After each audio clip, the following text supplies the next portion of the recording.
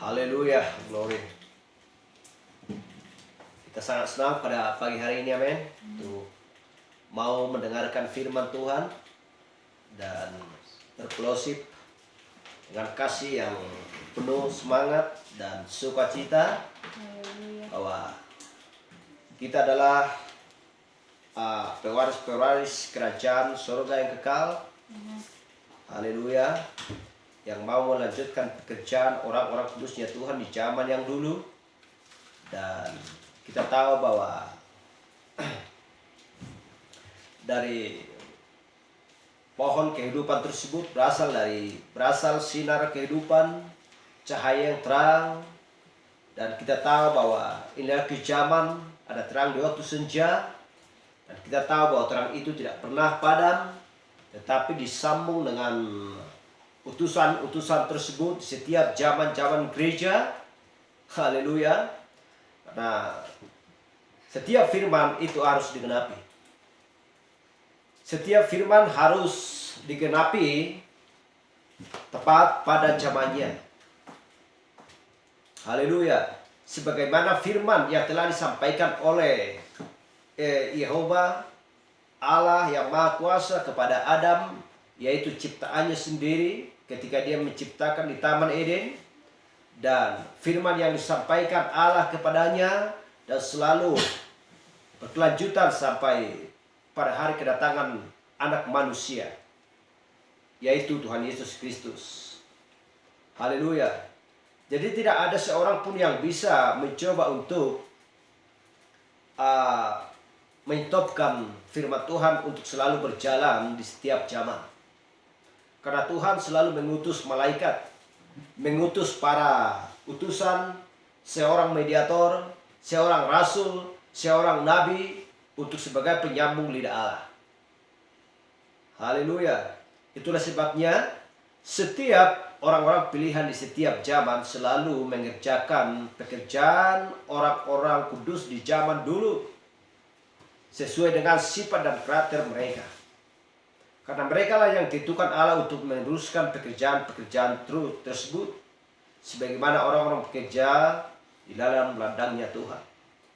Dan kita tahu bahwa ketika di zamannya Boas dan tiba saatnya seorang pekerja untuk meneruskan pekerjaan tersebut harus ada. Haleluya. Kita tahu bahwa anak Boas adalah Obed, pewaris semua pekerjaan apa yang ditinggalkan oleh Boas tersebut. Haleluya. Sehingga mempelai wanita tampil dari seorang mempelai tampil pada waktunya, tepat pada musimnya. Haleluya. Pada saat tiba panen tersebut, di ladangnya Boas, sehingga mempelai wanitanya tampil di sana pada waktu yang sudah ditentukan, sehingga dia mendapatkan bagian setengah dari kekayaan atau dari kerajaannya Boas sendiri. Hal yang sama juga dia ke zaman ini. Tanpa mempelai wanita, bahwa semua pekerjaan-pekerjaan Kristus sendiri dia akan sempurna. Tetapi harus menyatu antara mempelai wanita dan mempelai pria, yaitu Yesus Kristus, untuk bekerja bersama-sama. Haleluya. Supaya kita sebagai mempelai wanita menjadi sosok seorang manusia sempurna yang disempurnakan oleh Yesus Kristus, disucikan lewat darahnya. Haleluya. Dosa-dosa manusia menjadi beban dan dipikul oleh dia sendiri, dan semuanya tepat pada waktunya, sehingga perjamuan kawin anak domba Allah telah tiba nanti. Haleluya. Dan menyatu antara mempelai wanita dan mempelai laki-laki, yaitu Kristus. Dan terjadilah perkawinan anak domba Allah. Haleluya. Dan kita akan dibawa kembali kepada Yerusalem yang baru yang turun dari surga. Di sanalah kekekalan yang sedang berlangsung, dan tidak ada penyakit dan tidak ada keinginan dan tidak ada penderitaan, dan tidak ada keluh kesah dan lain sebagainya. Di sana hanya ada sukacita yang damai sejahtera, haleluya, dan tidak ada pergantian antara malam dan terang, dan tidak ada sedikit pun kita membawa tubuh jasmani ini. Kita hanya memiliki tubuh teofani yang disebabkan oleh Yesus Kristus bagi kita. Haleluya. Glory. Dan kita sudah membahas bagaimana tentang zaman-zaman gereja itu, masih zaman Efesus yang dibawakan oleh Rasul Paulus. Dialah pembawa terang ke sana. Sebenarnya dia membawa sebenarnya dia mau membantai orang-orang Yahudi ke Efesus, tetapi kita tahu ketika dia berjumpa dengan tiang api yaitu Yesus Kristus sendiri di Damsyik, dan dia menerima pesan untuk disampaikan kepada orang-orang dari bangsa kafir. Haleluya. Jadi kita akan berlanjut tentang gereja Smyrna. Dan penyambung lidah Allah pada waktu itu adalah Irenaeus. Dialah pembawa pesan pada waktu di zaman Smyrna. Dan itu berlangsung tahun 170 dan 312 sampai tahun 312. Haleluya. Dan kita buka kitab kita dari kitab Wahyu 2 ayat 8 sampai 11.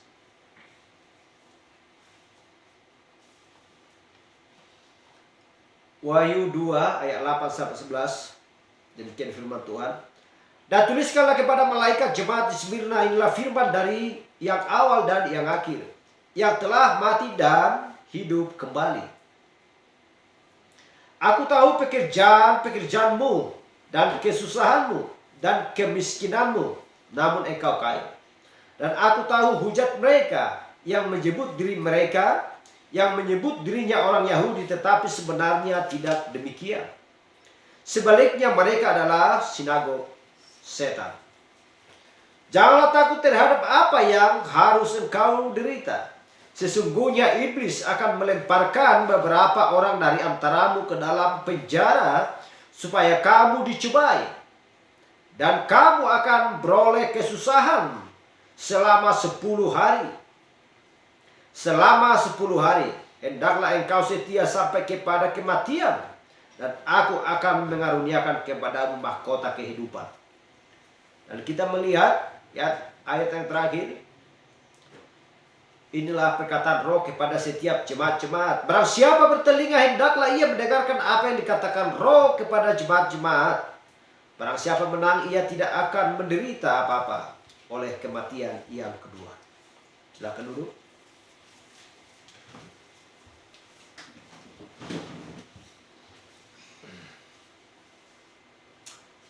Haleluya. Dan kita melihat dituliskan. Kenapa dituliskan? Dan tuliskanlah kepada malaikat jemaat di Smyrna. Dan tuliskanlah kepada malaikat jemaat di Smyrna. Kepada malaikat jemaat di Smyrna. Arti malaikat adalah utusan. Haleluya. Di Smyrna itulah firman yang awal dan yang akhir. Itulah firman yang awal dan yang akhir, telah mati dan hidup kembali. Siapa dia? Itu adalah Tuhan Yesus Kristus. Dan tidak ada seorang yang telah lahir dan mati dan hidup kembali kalau bukan dia yang membangkitkan kembali. Haleluya. Tetapi dia bangkit dari antara orang mati untuk membawa orang-orangnya sebagai pendahulu untuk menyediakan tempat bagi orang-orang kudusnya Kristus. Aku tahu pekerjaanmu dan kesusahanmu dan kemiskinanmu, namun engkau kaya. Dan aku tahu hujat mereka yang menyebut dirinya orang Yahudi, tetapi yang sebenarnya tidak demikian. Sebaliknya mereka adalah sinagog setan. Haleluya. Jangan takut terhadap apa yang harus engkau derita. Sesungguhnya iblis akan melemparkan beberapa orang dari antaramu ke dalam penjara supaya kamu dicobai. Berarti siapa yang mencobai? Dan kamu akan beroleh kesusahan selama 10 hari. 1 hari bagi Tuhan. Jadi berarti 1 hari bagi Tuhan berarti 1 tahun bagi manusia. Hendaklah engkau setia sampai kepada kematian, dan aku akan mengaruniakan kepadamu mahkota kehidupan. Dia akan mengaruniakan mahkota kehidupan pada zaman Smyrna tersebut, kepada gereja Smyrna tersebut. Tetapi Yesus harus mencobai mereka, memberikan pencobaan kepada mereka supaya mereka menderita. Tetapi barang siapa yang tahan menderita, dan Yesus akan memberikan kepada mereka mahkota kehidupan. Barang siapa bertelinga, kalau orang tidak bertelinga pada zaman Smyrna tersebut, berarti dia tidak akan mendapatkan kehidupan. Haleluya. Jadi barang siapa menang, ia tidak akan menderita apa-apa oleh kematian yang kedua.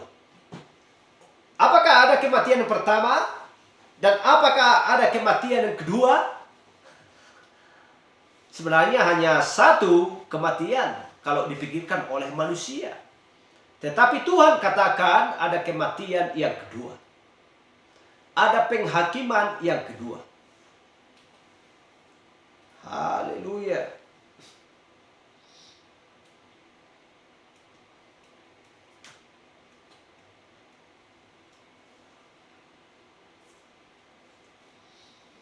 Jadi kita melihat agar supaya kita mengerti, pikiran kita tahu, dan menunjukkan lagi bagaimana kita bisa menemukan nama-nama para utusan bagi masing-masing zaman. Jadi Allah di dalam kedaulatannya sudah pasti akan melihat hal itu, bahwa sejarah-sejarah perjanjian baru tidak akan bisa hilang sedikit pun. Haleluya. Maka sebagaimana dia melihat hal itu, bahwa sejarah Israel tidak akan hilang dengan menempatkannya di dalam Alkitab dan menguatkannya pada zaman itu. Dengan banyaknya gulungan-gulungan kitab kuno, bejana-bejana tanah liat, dan benda-benda purbakala. Haleluya.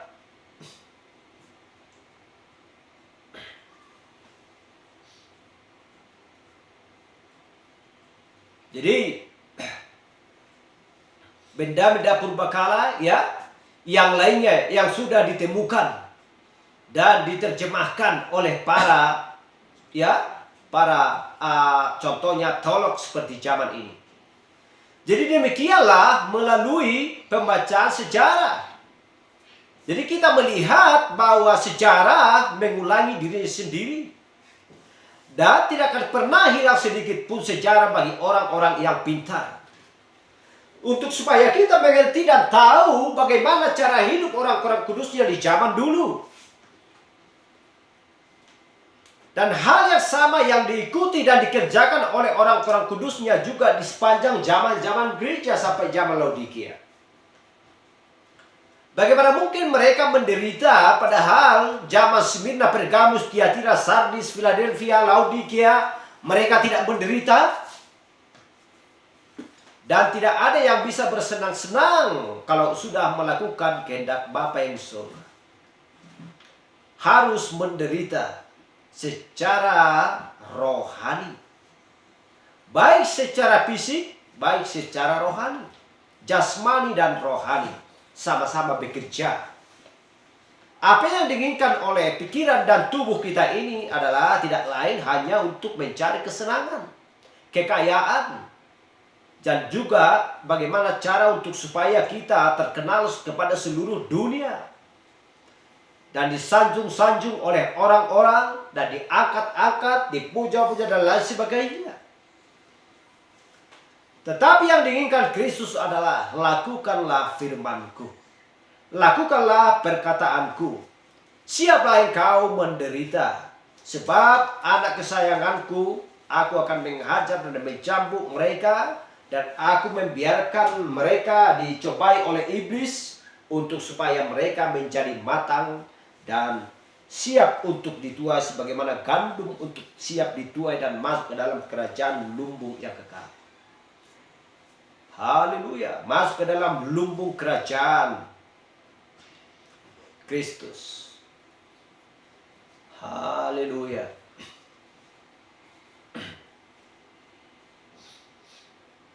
Jadi kita mengetahui ya bahwa manusia di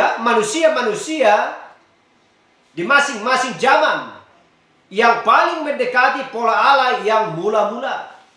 Rasul Paulus, manusia-manusia yang dulu dipakai oleh Allah untuk membawa umatnya kembali ke firman kebenaran, akan merupakan orang-orang yang akan diuji. Kemudian dari mereka akan ada satu orang bagi setiap zaman yang akan tampil yang paling jelas sebagai yang paling mendekati di dalam pola dan kuasa firman. Jadi manusia itulah yang akan menjadi utusan.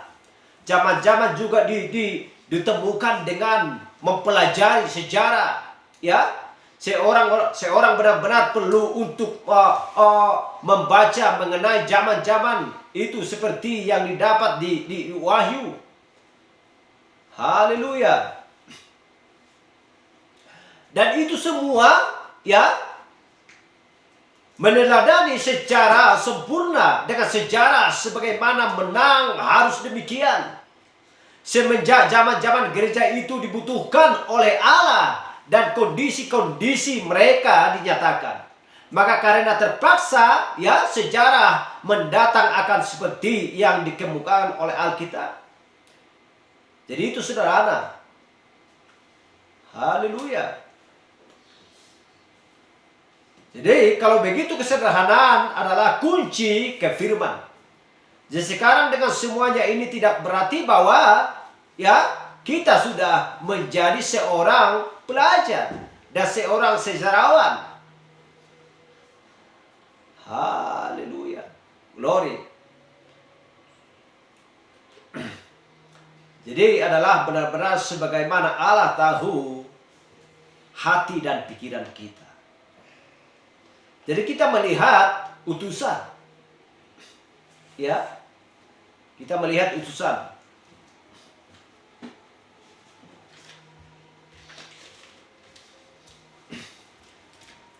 Jadi utusan ya dengan memakai aturan yang diberikan Allah kepada kita dengan dalam memilih utusan bagi setiap zaman. Maka dengan tanpa ragu-ragu dan kita melihat benar sesuai dengan sejarah dan apa yang dikatakan oleh nabi atau utusan tersebut, menyatakan bahwa Irenaeus ya diagungkan Tuhan bagi posisi itu. Dia adalah murid dari seorang kudus dan pejuang iman yang benar atau yang besar itu. Dan kita tahu Polikarpus, dan tidak ragukan bahwa ketika dia duduk di dekat kaki manusia besar itu, dia mengajari keagungan ya, keagungan orang Kristen yang mengalir dari hidupnya ya, yang diabdikan, sebab Polikarpus adalah salah satu dari orang-orang kedua atau orang-orang kudus ya, yang sangat termasyhur di segala zaman. Haleluya. Jadi kalau memandangnya di dalam terang kehidupannya yang tanpa celah. Jadi akan ada kita akan mengingat atau melihat dalam pembacaan atau ya tentang Polikarpus yang mati sebagai martir. Terlalu tua baginya untuk lari dan terlalu tua, ya, terlalu tulus hatinya dengan tidak memperbolehkan yang lain untuk menyembunyikan dirinya sebagai orang, ya, untuk menderita hukuman karena perbuatan yang dilakukan itu. Jadi dia menyerahkan dirinya kepada kematian. Tetapi sebelum dia menjalani kematian, dia memohon dan diberikan izin untuk berdoa selama 2 jam. Bagi saudara-saudaranya di dalam Tuhan. Bagi gubernur, bagi musuh-musuhnya, dan bagi para saudaranya di dalam Tuhan. Ya. Haleluya. Dan bagi para penolongnya, atau penangkapnya, seperti halnya orang-orang kudus benar di semua zaman, dan yang merindukan kebangkitan yang lebih baik, ya, dia berdiri dengan dengan teguh, menolak untuk menyangkal Tuhan, dan mati dengan hati nurani yang bebas, ditempatkan di tiang. Ya, ditempatkan di tiang, tidak diikat sesuai permintaannya sendiri. Dinyalakan, ternyata api itu menjauhi tubuhnya, menolak untuk menyentuh tubuhnya. Kemudian dia diikatkan, ya, atau kemudian dia ditikam sampai tembus dengan sebilah pedang ketika ditikam. Dan ketika dia ditikam, air menyembar dari tubuhnya dan memadamkan nyala api itu. Rohnya benar-benar terlihat keluar, meninggalkan tubuhnya dalam rupa seekor merpati putih, ya, yang dilepaskan dari dekapan dadanya. Namun dekat semua kesaksian yang hebat itu, murid Yohanes P.Wahyu ini tidak mau militan dalam menentang sistem Nikolaus. Sebab dia sendiri condong kepada organisasi. Tidak menyadari bahwa keinginan untuk bersekutu dan yang nampaknya seperti sebuah rencana yang baik untuk memajukan pekerjaan Allah. Ya. Haleluya. Jadi pekerjaan Allah adalah benar-benar sebuah, haleluya. Jadi kita melihat bagaimana tentang perjalanan, ya, Irenaeus ini. Haleluya. Utusan yang kedua bagi ketujuh zaman gereja tersebut. Dan kita melihat setiap mediator atau setiap utusan, mereka disiksa, mereka dibunuh, mereka dipenjarakan. Sebagaimana Rasul Paulus dulu dipenjarakan. Haleluya. Tetapi apa yang dikatakan? Penjara sedang menantikan aku.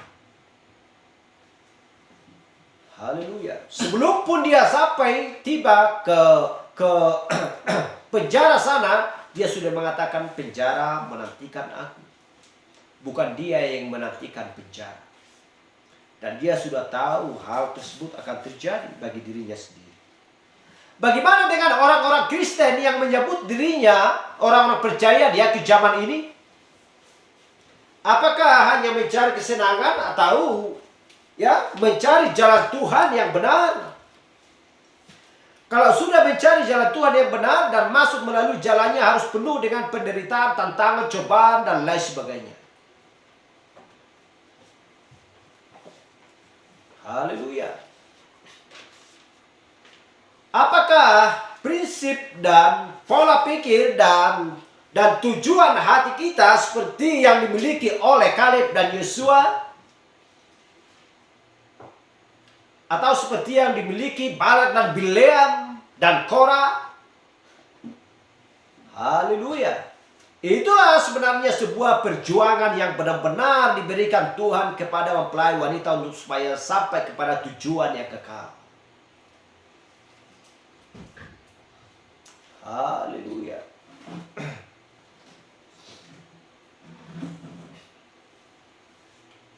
Jadi kita tahu tidak demikian dengan Irenaeus. Dia sangat militan dalam menentang segala bentuk organisasi. Haleluya. Jadi juga sejarah hidupnya di mana dia melayani Tuhan adalah salah satu yang banyak manifestasi Roh Kudusnya, dan firman diajarkan dengan luar biasa. Jelasnya dia sesuai dengan pandangan-pandangan aslinya. Jadi gereja-gerejanya yang ada di Prancis ya dikenali memiliki karunia-karunia roh yang bekerja ya di antara mereka, sebab orang-orang kudus di sana ya memiliki karunia-karunia roh. Berbahasa lidah, bernubuat, membangkitkan orang mati, dan menyembuhkan orang sakit dengan doa oleh iman. Dia melihat ya banyaknya berbagai macam jenis persaudaraan yang diorganisasikan di antara para penatua, para pastor atau gembala dan sebagainya. Jadi dia mendukung sepenuhnya bagi sebuah kesatuan yang dipenuhi roh, ya, manifestasikan karunia gereja lokal. Dan Allah menghormati dia sebab kuasa Allah yang dimanifestasikan di antara orang-orang kudus. Haleluya. Jadi pengertian dia tentang kealahan juga jelas.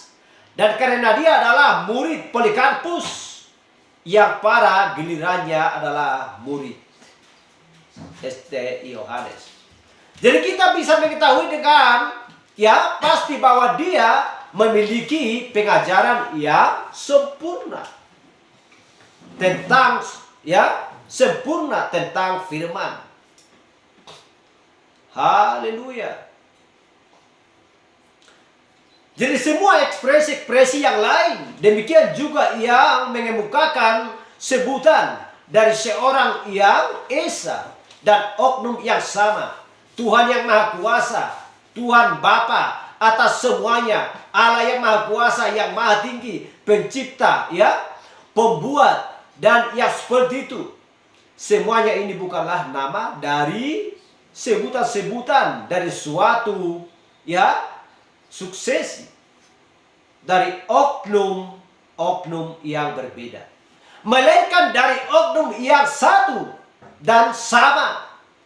Dia menunjukkan dengan jelas bahwa semuanya ini bukanlah nama tetapi sebutan-sebutan seperti mawar saron, ya, bintang fajar yang gilang gemilang, yang terindah dari antara 10.000 orang dan sebagainya, yang bukan lain adalah satu Allah, namanya adalah Tuhan Yesus Kristus.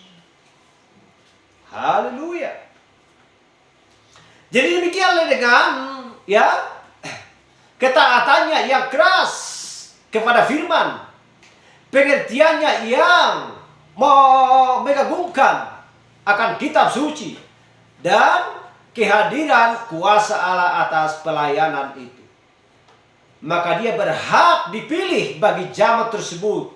Sama sekali sangat disayangkan bahwa di zaman-zaman yang lain utusan-utusan mereka tidak memiliki keseimbangan yang seperti itu. Ya, yang seperti itu akan buah kuasa dan kepemimpinan di dalam Roh Kudus dan firman.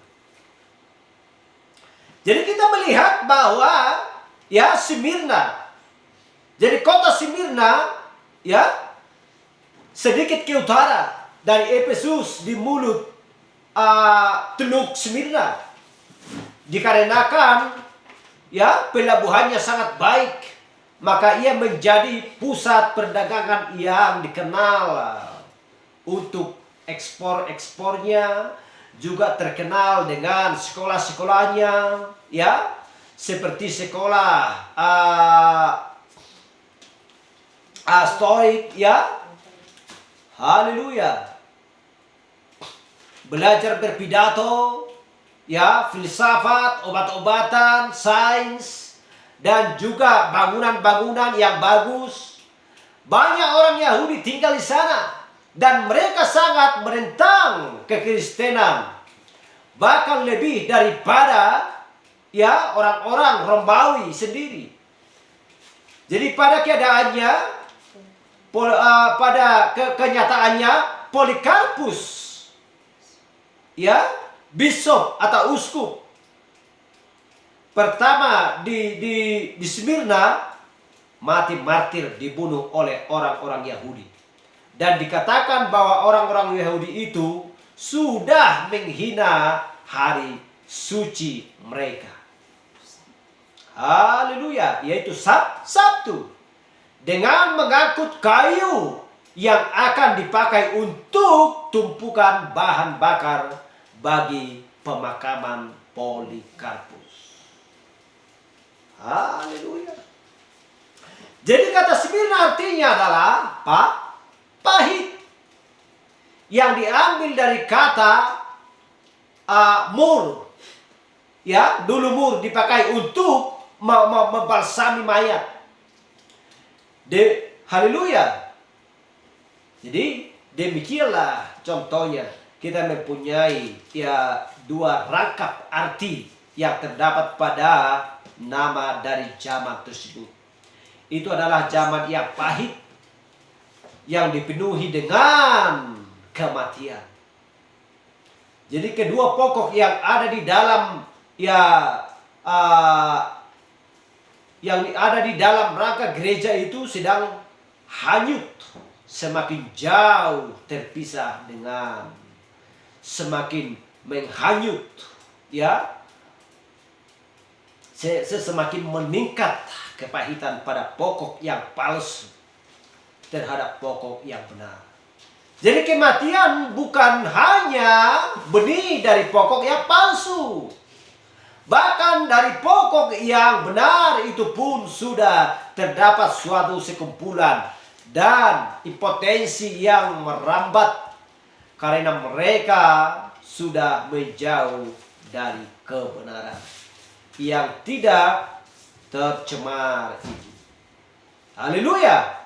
Yang sudah pada beberapa tahun pertama sesudah Pentakosta.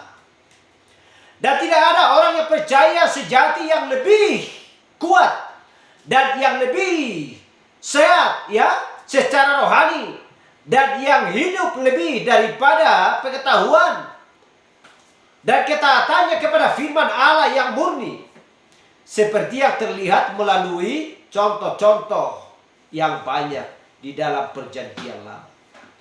Jadi organisasi sedang tumbuh dengan cepat, ya, menegaskan dan menambah kematian dari keanggotaan itu. Sebab kepemimpinan Roh Kudus, ya, diberitakan dan firman digantikan oleh kredo-kredo, dogma-dogma, dan ritual-ritual manusia. Jadi hal yang sama yang kita lihat di zaman ini, perang di mana-mana, permasalahan di mana-mana, nggak peduli dengan kebenaran di zaman ini. Pergi ke gereja, berdoa dan bernyanyi. Dan setelah pulang dari gereja, kembali lagi kepada kebiasaan yang sehari-hari. Dan kita betapa berlangsungnya zaman ini perang antara Israel kepada Palestina. Sejarah mengulangi dirinya sendiri. Dan orang-orang yang tidak terkena dampak masalah tersebut Seolah-olah itu tidak terpengaruh. Seolah-olah tidak ada masalah. Hanya satu dunia. Hanya satu dunia yang sudah diciptakan Allah. Dunia yang sedang melarat ini. Dunia yang sudah tua ini. Haleluya. Itulah sebabnya harus dipindahkan orang-orang kudusnya Tuhan yang sudah dipilih dan sudah ditentukan kepada dunia yang baru nanti. Jadi seolah-olah pikiran manusia nggak ada berdampak, nggak ada dampaknya sama kita, nggak ada masalahnya sama kita. Hanya satu dunia yang fana ini. Kalau terjadi perang antara Israel dan Palestina, apakah itu tidak pengaruh dan tidak berdampak bagi setiap negara? Kalau terjadi perang dunia ketiga, apakah negara yang lain akan selamat? Tidak ada jalannya. Saling membacking satu dengan yang lain. Saling membela satu dengan yang lain. Akhirnya terjadilah perang dunia ketiga. Manusia ini mau kemana? Mau ke diskotik? Mau ke bar? Ke pub? Mau ke bar? Mau ke bawah laut? Mau bersembunyi? Mau ke bulan? Semuanya, laut pun dan bumi ini menjadi tidak ada. Haleluya. Apalagi manusia tidak boleh lari dari hadapan Allah, akan dihakimi sesuai dengan perbuatannya masing-masing. Haleluya. Seolah-olah negara yang lain aman, gak ada dampaknya, gak ada efeknya sama kita. Sekalipun mereka perang, biarkan aja lah.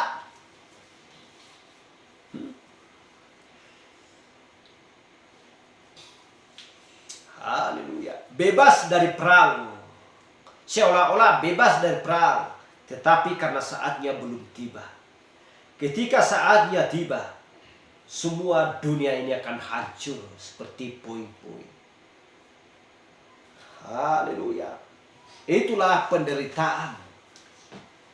Padahal ini masih berbicara tentang jasmani. Bagaimana dengan rohani? Haleluya.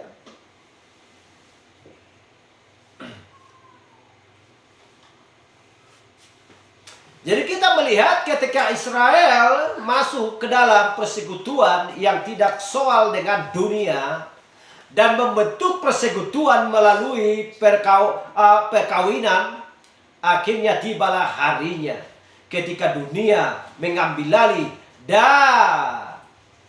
dari Babylon.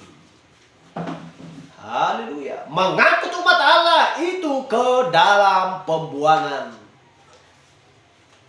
Jadi sekarang sesudah mereka masuk ke pembuangan, mereka mempunyai sebuah kematian.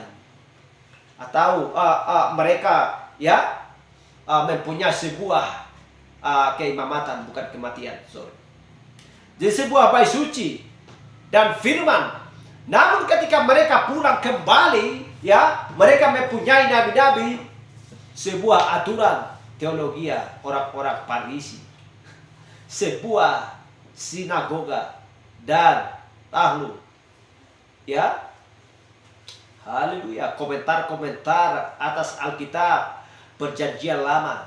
Dan ketika Yesus datang, mereka sudah begitu rusak sehingga dia menyebut mereka berasal dari bapa mereka, yaitu iblis. Meskipun kenyataannya mereka adalah keturunan Abraham secara daging. Tetapi di zaman ini kita melihat hal yang sama berlangsung. Bagaimanapun juga, sebagaimana semua Israel, bukanlah Israel, tetapi sebuah kelompok kecil adalah orang-orang Israel rohani yang sejati. Begitu pula akan selalu ada sebuah kelompok kecil orang-orang Kristen yang sejati, yaitu mempelai wanita Kristus sampai dia datang bagi milik kepunyaannya. Haleluya. Jadi kita melihat bahwa di kota tersebut terdapat dua kuil yang terkenal. Yang satu adalah kuil yang didirikan untuk menyembah Zeus, dan yang satunya didirikan bagi Ciwel. Dan di antara kedua kuil tersebut terdapat jalan raya yang paling indah dari zaman-zaman kuno, yang disebut jalan emas. Haleluya, yang disebut jalan emas, supaya orang-orang tertarik dan tergiur untuk melihatnya. Haleluya, glory. Jadi menggambarkan sebuah serangan yang akan lebih jauh lagi dari ajaran penyembahan berhala yang sudah dimulai di zaman yang pertama itu. Tetapi keberadaannya hanya dikenal di Roma. Haleluya. Penggabungan kedua kuil dan seorang dewa dan dewi itu adalah benih dari pemujaan kepada Maria, di mana Maria disebut sebagai Bunda Allah dan menerima permohonan atau penghormatan dan sebuah sebutan-sebutan atau dan kuasa-kuasa yang memberikan kepada suatu kesetaraan dengan Yesus Kristus. Kita bayangkan itu. Siapa yang setara dengan Kristus? Tidak ada seorang pun. Kristus adalah Tuhan sendiri yang bisa mengampuni dan menghapus dosa manusia. Tidak ada seorang pun manusia yang di muka bumi yang bisa menghapus dosa manusia selain daripada Dia sendiri. Haleluya. Jadi jalan emas yang menghubungkan keduanya adalah sebuah gambaran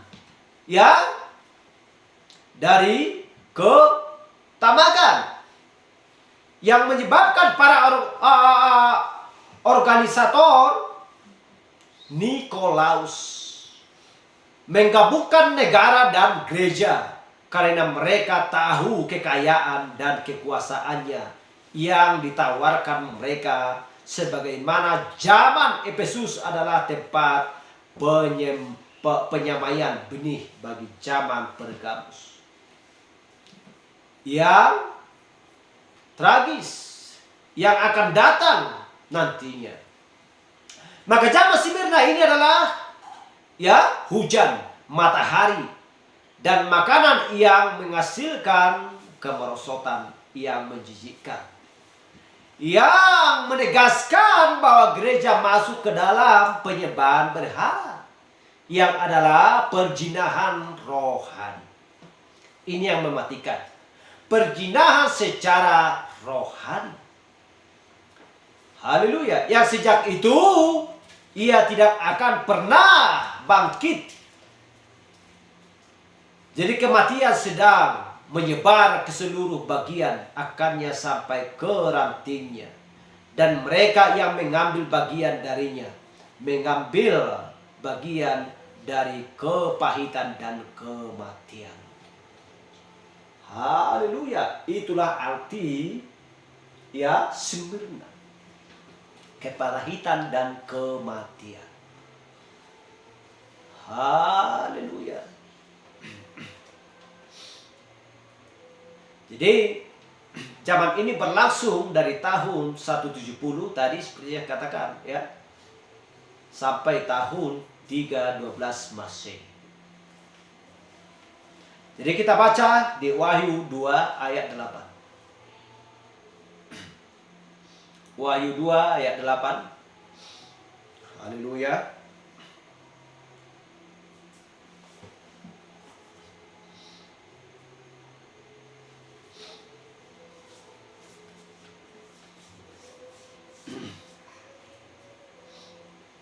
Wahyu 2:8. Inilah firman dari yang awal dan yang akhir, yang telah mati dan hidup kembali. Inilah firman dari yang awal dan yang akhir, dan telah mati dan hidup kembali. Jadi yang awal dan yang akhir, yang telah mati dan hidup kembali. Jadi ya, ini bukan ya kata-kata dari seorang manusia biasa, ya.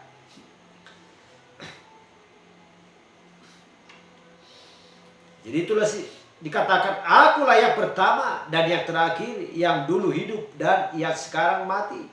Jadi hal pertama yang terjadi kepada seorang manusia ialah bahwa dia dilahirkan, hidup, dan hal terakhir yang terjadi adalah dia mati. Jadi ini bukan seorang manusia yang berbicara. Ini adalah ilahi, manusia.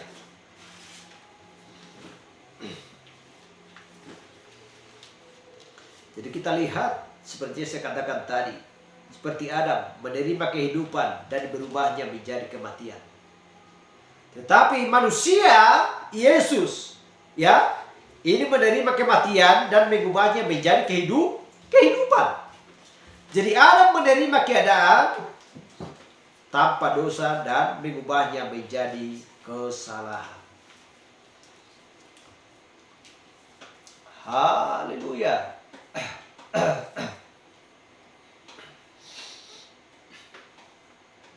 Haleluya.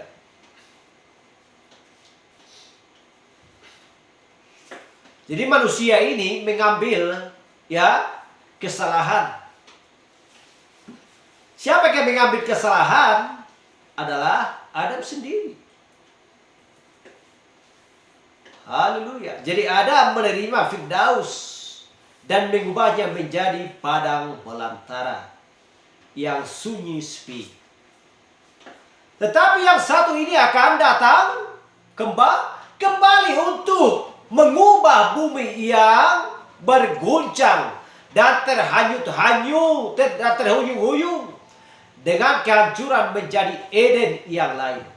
Jadi Adam menerima sebuah kehidupan persekutuan dan sukacita bersama dengan Allah dan mengubahnya menjadi sebuah padang gurun kerohanian yang gelap yang mendatangkan segala dosa. Haleluya. Jadi kejahatan moral, kesakitan, penderitaan, angan-angan, dan kekuasaan yang berperang di dalam jiwa manusia.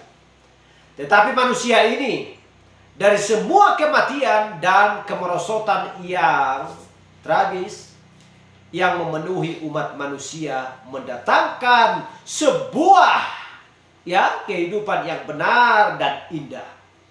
Supaya sebagaimana dosa pernah berkuasa sampai kepada maut, maka sekarang manusia memerintah dalam kebenaran oleh Dia, Yesus Kristus.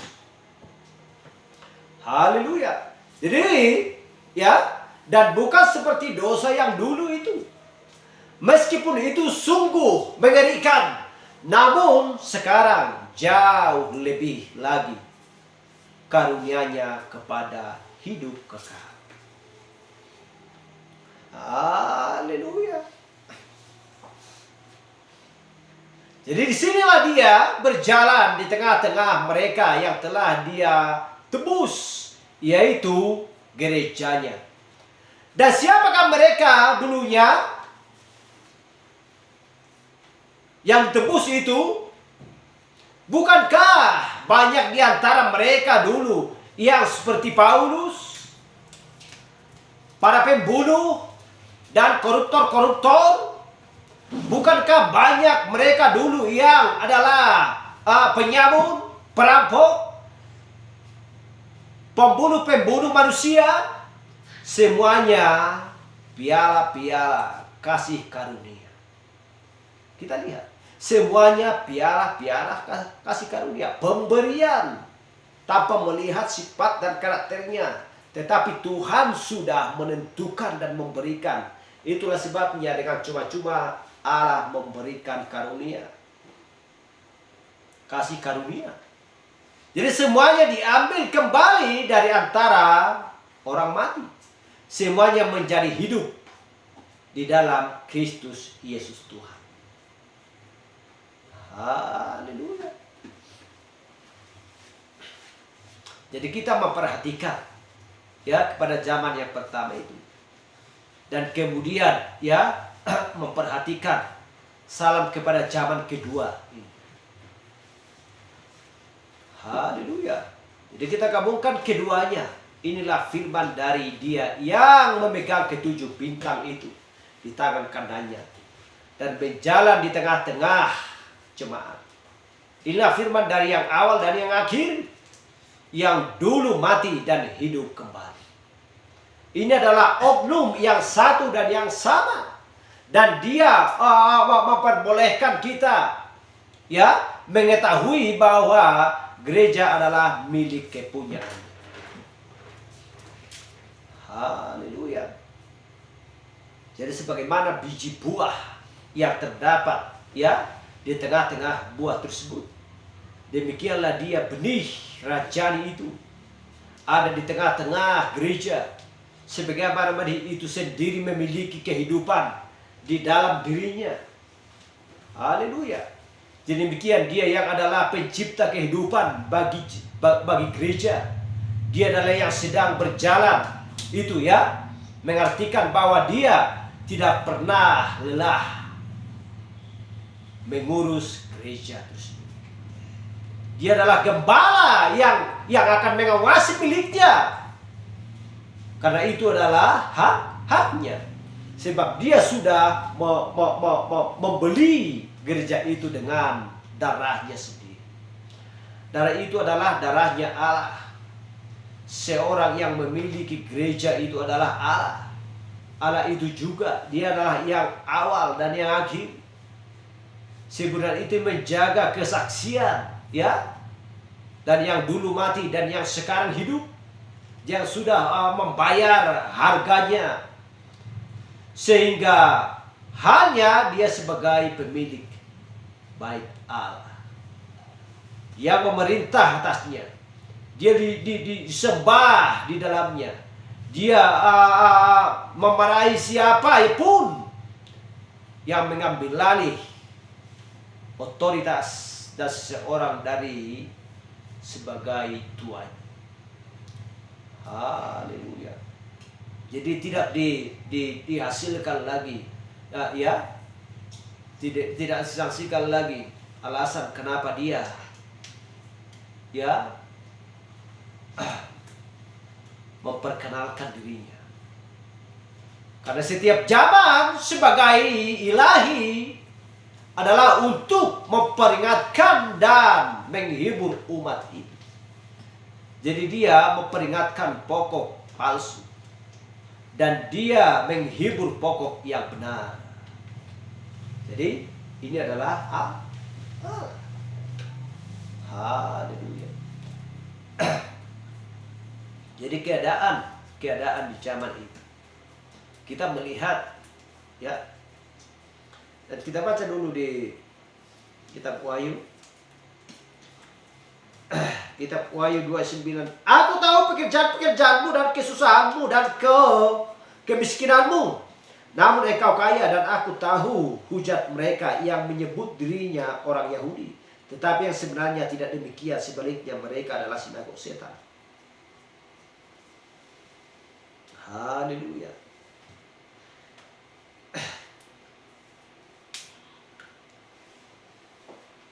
Jadi kita tahu ya, kunci untuk zaman yang paling jelas adalah tentang kesusahan. Jika terdapat kesusahan di zaman yang pertama, jadi sekarang diprediksikan di sini bahwa ada kesusahan yang semakin menghebat di sepanjang zaman yang kedua. Jadi kita jangan mengharap, dan orang pun tidak bisa mengharap bahwa kesusahan tidak akan pernah berkurang. Maka semakin bertambah. Kejahatan pun semakin bertambah. Karena firman Tuhan berkata, kasih sudah semakin dingin. Haleluya. Dan kita lihat di Ibrani 10 ayat 32 sampai 38. Tetapi ingatlah akan masa lampau. Sesudah kamu menerima terang, kamu menderita dengan memikul perjuangan yang berat. Baik waktu kamu dijadikan tontonan, baik celaan dan penderitaan, keadaan di zaman itu, memang kamu telah turut mengambil bagian dalam penderitaan orang-orang hukuman. Dan ketika harta kamu dirampas, kamu menerima hal itu dengan sukacita. Sebab kamu tahu bahwa kamu memiliki harta yang lebih baik dan yang lebih menetap sifatnya. Sebab itulah janganlah kamu melepaskan kepercayaanmu, karena besar upah yang menantinya. Sebab kamu memerlukan kesabaran supaya sesudah kamu melakukan kehendak Allah, kamu memperoleh apa yang dijanjikan itu.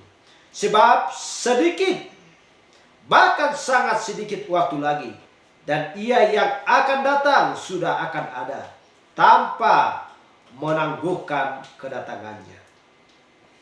Tetapi orangku yang benar akan hidup oleh iman, dan apabila ia mengundurkan diri, maka jiwaku tidak berkenan berada di dalamnya. Haleluya. Jadi penggabungan orang-orang yang hatinya baik dengan orang-orang percaya sejati akan mendatangkan kematian belaka di balik kebaikan mereka. Jadi kita lihat bahwa Tuhan Allah yang Maha Kuasa berkata, aku tahu di situ Dia sedang berjalan di tengah-tengah tentang umatnya. Di tengah-tengah umatnya. Di situ Dia, gembala agung atas kawanannya. Tetapi apakah Dia menghalangi pelayanannya itu? Apakah Dia menghentikan kesusahan itu? Tidak. Dia melakukan. Dia berkata, aku tahu kesusahanmu. Haleluya. Bukannya Dia tidak memperhatikan. Kristus selalu peduli dan selalu memperhatikan. Haleluya. Jadi sungguh hal ini menjadi sebuah sandungan bagi banyak orang seperti halnya Israel yang bertanya-tanya, apakah Allah sungguh-sungguh mengasihi mereka? Bagaimana mungkin Allah adil dan mengasihi kita? Dia berdiri saja dan menonton umatnya menderita. Haleluya. Dan kita lihat Maliaki 1 ayat 1 sampai 3. Ucapan ilahi firman Tuhan kepada Israel dengan perantaraan Maliaki. Aku mengasihi kamu, firman Tuhan. Tetapi kamu berkata, dengan cara bagaimana engkau mengasihi kami? Bukankah Esau itu kakak Yakub? Demikian firman Tuhan. Namun aku mengasihi Yakub, tetapi membenci Esau. Sebab itu aku membuat punggungnya menjadi sunyi sepi. Dan tanah pusakanya kujadikan padang gurun. Haleluya. Tetapi membenci Esau. Sebab itu aku membuat pegunungannya menjadi sunyi sepi, dan tanah pusakanya kujadikan padang gurun. Haleluya. Haleluya.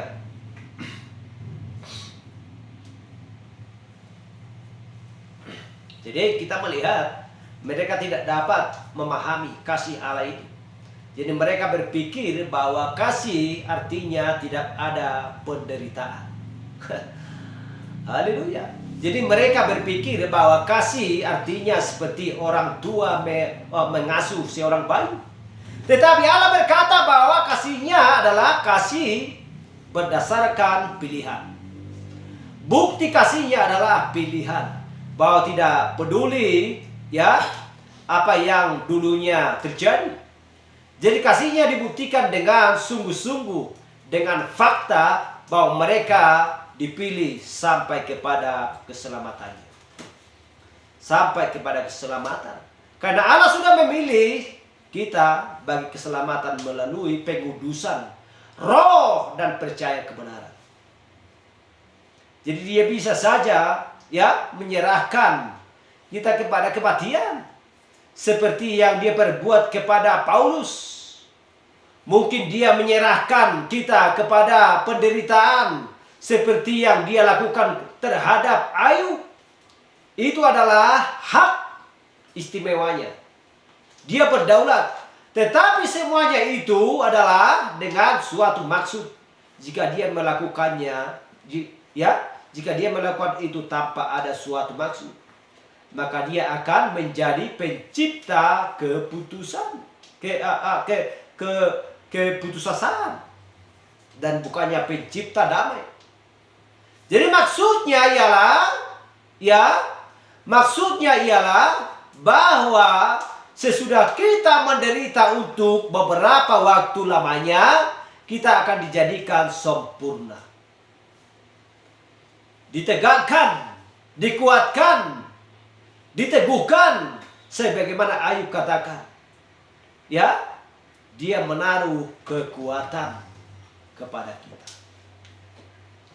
Haleluya. Glory.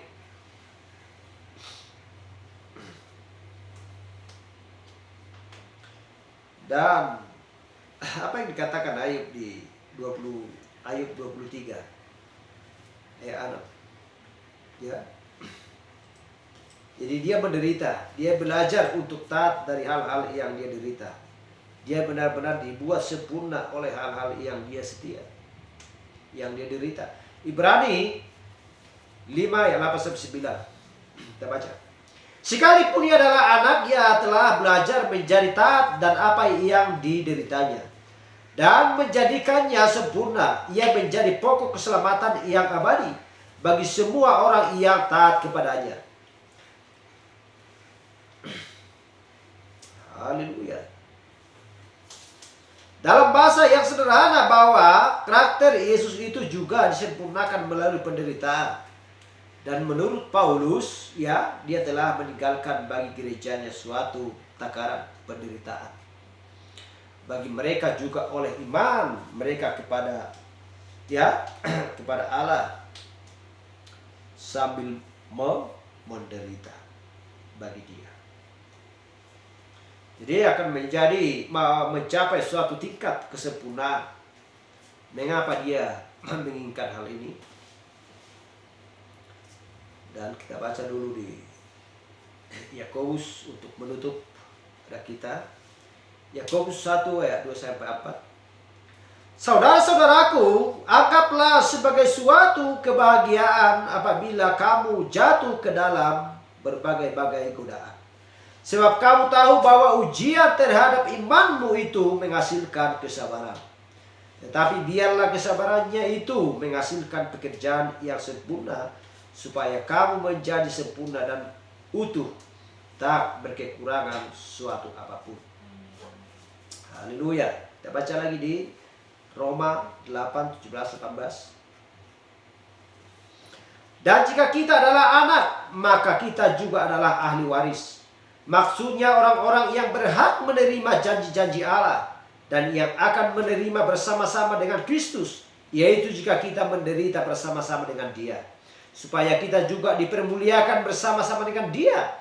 Sebab aku yakin bahwa penderitaan zaman sekarang ini tidak dapat dibandingkan dengan kemuliaan yang akan dinyatakan di dalam diri kita. Haleluya. Jadi jika kita tidak menderita bersama-sama dengan Dia, kita tidak dapat memerintah bersama-sama dengan Dia. Haleluya. Kita baca lagi di Ibrani 12 6-8. Karena Tuhan menghajar orang yang dikasihinya dan menyiksa orang-orang yang diakuinya sebagai anak. Jika kamu harus menanggung ganjaran, Allah memperlakukan kamu seperti anak. Di manakah terdapat anak yang tidak dihajar oleh ayahnya? Tetapi jikalau kamu bebas dari ganjaran yang harus diderita setiap orang, maka kamu bukanlah anak, melainkan anak-anak haram. Kita baca di Matius 5:11-12. Berbahagialah kamu jika karena aku kamu dicela dan dianiaya, dan kepadamu difitnahkan segala yang jahat. Bersukacitalah dan bergembiralah, karena upahmu besar di surga, sebab demikian juga telah dianiaya nabi-nabi sebelum kamu. Haleluya. Boleh. Kita melihat bagaimana tetap perjalanan oleh utusan dan rasul nabi di zaman dulu. Hal yang sama diperlakukan kepada utusan di ketujuh zaman gereja tersebut. Mereka adalah bintang-bintang pada utusan. Haleluya. Di sepanjang zaman gereja dari Efesus sampai Laodikia. Haleluya. Dan kita tahu bahwa iblis dan setan sangat benci kepada pengikut Allah. Pengikut penyembah dia sendiri. Karena kita tahu bahwa hanya dia adalah Bapa kita yang menyelamatkan kita daripada kegelapan dan menyucikan darah kita seperti kemeji, ya, haleluya. Dan sekalipun darah kita merah seperti kemeji, tetapi disucikan menjadi bersih seperti salju atau seperti kapas. Haleluya. Itulah kasih Kristus kepada kita. Bukan memandang perbuatan atau kesalahan, tetapi dia memberikan kasih karunia kepada kita. Karena kita sudah ditentukan dan sudah dipilih sebelum dasar dunia untuk melakukan pekerjaan-pekerjaan, meneruskan pekerjaan-pekerjaan sesuai dengan program Allah. Haleluya. Terpuji nama Tuhan. Sampai di sini pembacaan firman Tuhan. Haleluya. Sekalipun itu firman Tuhan sederhana, tetapi kita tahu bahwa inilah terang bagi hidup, bagi jiwa kita dan pikiran kita. Dan biarlah rohnya selalu bekerja di dalam kita untuk menuntun kita kepada seluruh jalan kebenarannya. Terpujilah Tuhan. Mari kita duduk ibadah kita. Kita akan pujian dalam nama Tuhan.